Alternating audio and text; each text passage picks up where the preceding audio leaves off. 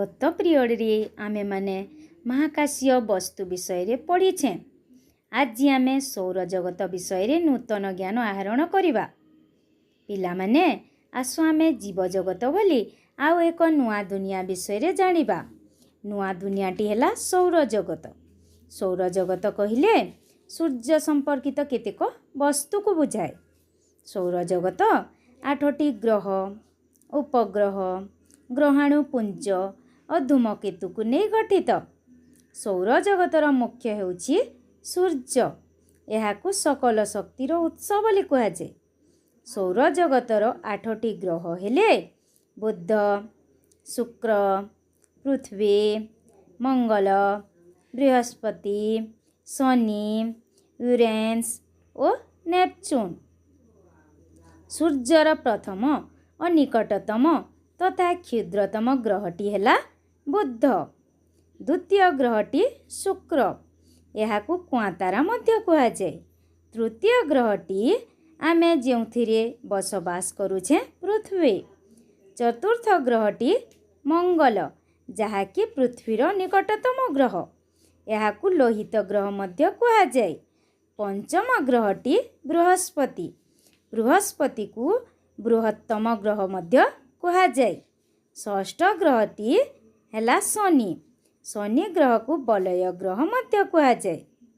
सप्तम ग्रहटी यूरेन्स और अष्टम ग्रहटी हेला नेपच्यून। एही परि भावे 8टी ग्रह सूर्य चतुर्पार्श्व को घूरी बुलु थांती। जानिल पिला माने सौर जगतर मुख्य किए? सूर्य। प्रथम रे कहिबाकु हेले सूर्य एक तारका। तारका कौन पिले? तारका माने जो महाकाशीय वस्तु निजर आलोक थाए ताकू तारका कुहाजे। कुह पिला माने सूर्य को तुमे चाहि पारिबो कि? ना, सूर्य को आमे चाहि पारिबा नाही। सूर्य एक विशालकाय वस्तु, एक उज्ज्वल पिंड।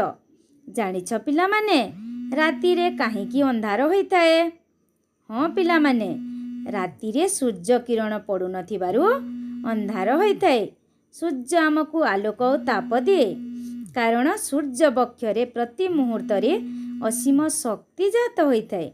सूर्य पृष्ठर तापमात्रा प्राय 6000 डिग्री सेल्सियस। पृथ्वीर उपग्रह हेउछि चंद्र। कुह पिला माने सूर्यर आलोक गरम, किंतु चंद्रर आलोक सेपरि नुहे। काहेकि सूर्यर निजर आलोक अछि। सूर्य आमको आलोक और ताप देइथाए, किंतु चंद्रर निजर आलोक नाही।